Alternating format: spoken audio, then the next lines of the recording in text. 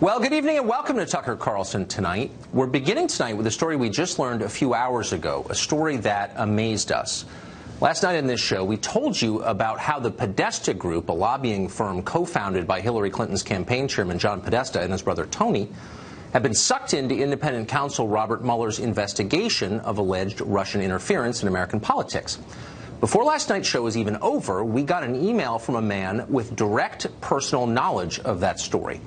The man, whose name we can't reveal for the time being, is a former senior employee of the Podesta Group. He worked there for years. He said he was motivated to contact us by the disgust he felt watching media coverage of the Russia story. Not only were most reporters getting it wrong, he said, they were getting it backward. The Russians were, in fact, deeply involved in American politics, but the real story had almost nothing to do with the 2016 presidential campaign. Well, intrigued, we agreed to meet with that source today. He just left our offices here in Washington a couple of hours ago. The story he told us is astonishing. We'll be following up on it, confirming more of it, and bringing you details throughout this week and after. But first, here's an overview of what he told us.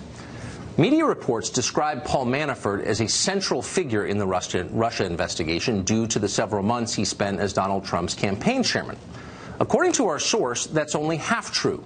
Manafort is indeed at the center of this investigation, but not because of his ties to Trump. In fact, Paul Manafort spent years working with the Podesta Group on behalf of Russian government interests. That relationship extends back to at least 2011, when our source claims Manafort had dinner in Washington with both Podestas, Tony and John. In the years following, our source says he saw Paul Manafort in the Podesta Group offices, quote, all the time, at least once a month.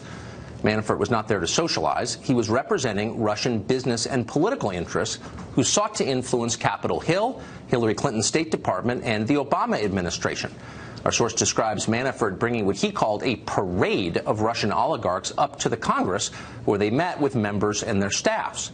But the central effort to extend Russian influence was focused on the executive branch, the Obama administration. The vehicle through which Paul Manafort worked for the Russians was a shell group called the European Center for a Modern Ukraine. Now, the group supposedly was based in Belgium, but it had no actual offices there. It had, in fact, only 2 employees, both of them based in Ukraine. Their telephone number in Brussels rang in Kiev. It was a sham. Yet it did have a presence here in Washington. The European Center for a Modern Ukraine was a major client of the Podesta Group. Now, why did the Russians choose the Podesta Group? Well, because both Podestas were close to the Clintons, and Hillary was then Secretary of State. She could get things done for the Podestas' Russian clients. It was influence peddling, the most obvious kind. For example, our source says that at John Podesta's recommendation, his brother Tony hired a man named David Adams. Now, before joining the Podesta Group, Adams worked at the State Department as Assistant Secretary of State for Legislative Affairs. He was also Chief Legislative Advisor to Hillary Clinton. As part of his job, Adams personally briefed Hillary Clinton every day. He aided in the confirmation of at least 122 political nominees at State. By hiring him in 2013, our source says, the Podesta Group got a direct liaison between their offices, and by extension their Russian clients, and Hillary's State Department. Sometimes, our source said, ties between the Podesta Group and the Clintons were explicit. Tony Podesta spoke regularly to Hillary Clinton while she ran the State Department. Our source remembers Podesta's assistant announcing that, quote, Secretary Clinton is on the line. At one point in either 2013 or maybe early 2014, our source says a meeting was held that included both Tony Podesta and a representative of the Clinton Foundation. The explicit subject of that meeting? How to assist Uranium One. That's the Russian-owned company that controls 20% of American uranium production, and whose board members gave more than $100 million to the Clinton Foundation. As our source put it, quote, Tony Podesta was basically part of the Clinton Foundation. Now, apparently there was not a lot of pretending about this internally at the Podesta Group. According to our source, Manafort was clear, crystal clear, that Russia wanted to cultivate ties to Hillary Clinton in the belief she was likely to become president. These links to Hillary were apparently quite valuable to the Russian. Our source believes that the Russian money Manafort funneled to the Podesta Group greatly exceeds the roughly $1 million they were officially paid. That's what he said. Some of these payments, he indicated, could be hidden kickbacks that would be hard for investigators to trace. Our source described the Podesta Group's books as, quote, a treasure trove and highly secret. He told us the Podesta Group had no board overseeing it and that all financial decisions internally were made by Tony Podesta personally. The group's employees, he said, included a person whose only official job was managing Tony Podesta's art collection. It would be obviously pretty easy for an organization like that to conceal financial transactions. Now, the source we spoke to has been interviewed extensively by Robert Mueller's independent investigators. In press accounts, Mueller's investigation is still framed as a hunt for collusion between Donald Trump's presidential campaign and the government of Russia. Our source says investigators are, in fact, very interested in Manafort's behavior while he ran the Trump campaign, but otherwise that description is mostly bogus. The investigation has broadened now to determine which people and which organizations in Washington have spent years working secretly as de facto operatives on behalf of Russian government and business interests. The Podesta Group is chief among these. Quote, they are more focused on facilitators of Russian influence in this country, says our source, than they are on election collusion. The Podesta Group, he says, quote, is in their crosshairs. Now, we should note the obvious, which is that many of the lobbying efforts our source described to us today are not yet illegal necessarily, and that tells you a lot about modern American politics. But if true, the story we heard overturns much of what we think we know about Russian attempts to influence American policy. We believe our source is telling the truth. We don't think he has reason to lie to us. The facts we've been able to check have turned out to be accurate. We believe our source has exposed behavior that undermines this country, but that unfortunately is common here in Washington. We plan to proceed carefully as we report this out, but we will proceed, bringing you everything we find. We suspect there's a lot there. Britt Hume is Fox's senior political analyst, and he joins us tonight. Britt, the fact, or the idea from our source, that Paul Manafort was working for the Podesta Group on behalf of Russian interests before running the Trump campaign changes this story completely, it seems to me. It does change it completely, Tucker. It suggests that what collusion there may have been was between Paul Manafort and the Podesta Group on behalf of Russian interests.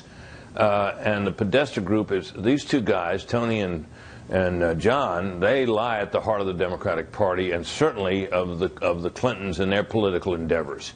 So this changes the whole character and focus. And it does raise also the question, Tucker. I mean, you're coming around to getting at this now, and that's remarkable on your part to have gotten this source to come and talk to you. How could it be that all these journalists working for other news organizations have been chasing this story these many months and never ran across any of this? Remarkable indeed. Well, that is exactly the point. But this does change things. Well, I mean, how could actually, I mean, you've been in journalism longer than I've been alive. How could the central front group that Manafort was representing the money goes through the Podesta Group and nobody notices? I mean, the Podesta Group has 75 employees in Washington. Nobody has mentioned that to a journalist in the past 11 months. I find that not believable. Well, I find it's pretty striking, and it suggests that the work that's been done on this story has not been of the best quality, or this would have turned up. And I'd also suggest that you have a pack of journalists who are so determined to follow one storyline that they completely miss this. So this is a big deal on a lot of levels, and it is particularly noteworthy, Tucker, that we hear that Robert Mueller is on this, and that suggests that his investigation, which might have been initially about Russian efforts to influence the election, is now a much more broad-gauged effort to determine the extent and depth of Russian efforts to influence American policy going back several years. And if that's the case, and if all that we hear about the Podestas is true, it seems to me that the Democrats who've been complaining about this and making all kinds of allegations about this all this time are going to be very disappointed in its outcome. Well, yeah. I mean, considering that for the last year we've heard that America faces no greater foe, has never faced a greater foe than Putin's Russia, and they're seeking to undermine our democracy, destroy our country. And now it turns out that two of the people closest to Hillary Clinton were working for them. I mean, I don't really know how Democrats will respond to that. Well, it's also the case, too, of course, if we look at this Uranium One matter that is coming more and more to light. It appears that we have the Obama administration, in its effort to seek a closer relationship with Russia, acquiescing in a sale of materials that are strategic and that could certainly be argued place American security interests at some risk. And, you know, all of this going on, of course, while, and this has been known, this, unlike this, what you've just reported, has been known for some time, but it seems to be becoming into sharper focus at the moment and will be the subject of congressional investigations going forward. So Democrats can scream a lot, and they no doubt will, that all that's a diversion. But I'm beginning to think that those claims and accusations are going to ring a little hollow in light of what you're reporting and what else is coming out even as we speak tonight. We can't get a Democrat on the show tonight. We couldn't get a member of Congress. We, of course, reached out immediately to the Podesta Group for comment on what we found. We didn't hear back from them. As if there isn't enough news today, there's late-breaking news that apparently the information that comprised the now famous dossier that BuzzFeed printed, that information was paid for by the DNC and the Hillary Clinton presidential campaign.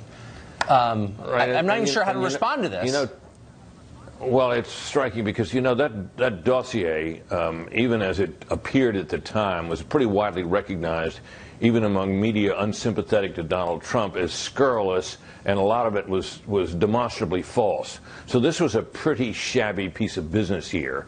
And if it turns out that, as we now believe, that it was paid for in considerable measure by the Clinton campaign and the Democratic Party, and of course this contained within it, Tucker, were allegations about Trump collusion with the Russians.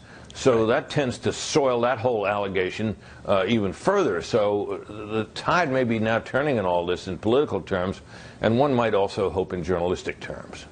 Kind of brazen, though. I mean, if one of your chief fundraisers and the guy who's running your campaign is in effect working with Paul Manafort, it's a little brazen for you to run around claiming that Paul Manafort, when he worked for Donald Trump, was colluding with the Russians. No? I mean, what does it take to claim something like that?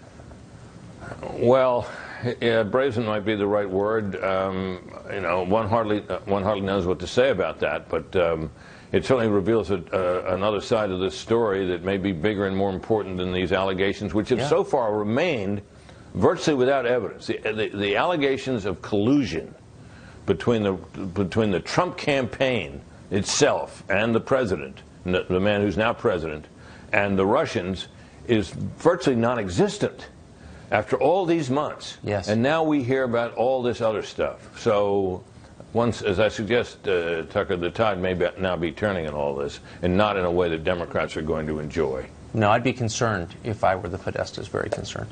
Britt, thank you very much for that. Appreciate it. You bet, Tucker.